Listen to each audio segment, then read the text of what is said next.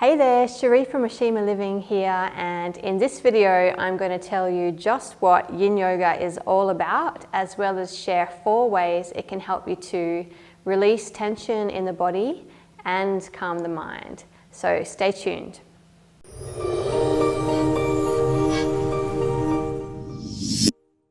Imagine if you could loosen up all of those tight places in the body. Clear those blocked energies in your meridian system and learn how to cultivate the qualities of mindfulness, self-compassion and inner peace, all in one practice. This, my friends, is why I love teaching and practicing Yin Yoga. It's this rich, deep, multi-layered practice, and the insights that you gain from it on the mat start to seep into your everyday life, and you find it affecting your life in so many ways. So first of all, you might be wondering, what the hell is Yin Yoga? How is it different to other types of yoga? So if we look at the concept of yin and yang, yin being soft, feminine, cooling, still, yang being active, masculine, dynamic, we can kind of classify different types of yoga into yin or yang categories. So for example, yang types of yoga could be vinyasa or ashtanga, types of yoga that are faster paced, more active, they build heat in the body, there's faster transitions, and often a lot of poses. They also help to build stamina and strength and work on the muscles of the body.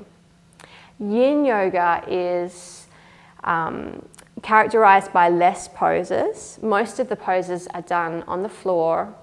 They're held for longer, sometimes 3 to 8 minutes. The transitions are slow, and rather than working on the muscles, they work on the connective tissue, the fascia, where we hold our tension, and also on the joints. And because it's a lot slower, it starts to develop more of the meditative qualities of yoga, that mindfulness, that drawing of the awareness inside. So it's quite different to vinyasa or ashtanga, which brings me to my first benefit. So as I mentioned before, Yin Yoga works on the fascia, which is the connective tissue of the body. And fascia, believe it or not, is really interesting.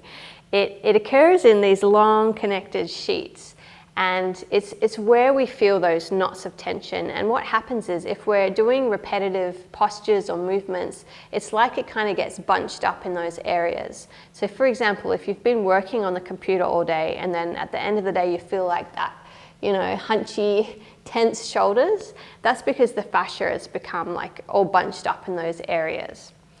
So what Yin Yoga does is it lengthens and releases the fascia. And the amazing thing is most of the poses work on the lower half of the body, so the hips and the lower back, where the fascia is really dense. But because it is all connected, even just by working on those areas, it starts to loosen up all over the body. So you really feel all nice and loosey-goosey after a Yin Yoga session. The second benefit, which is really amazing as well, is Yin Yoga works a lot on the chi, or the energy of the body. So, I mean, all yoga forms do to an extent, but the reason why Yin Yoga may be more closely aligned with the meridian systems of the body is, first of all, it's been theorized that fascia could be related to the flow of chi in the body, because fascia is also really electrical, a lot of information going through fascia.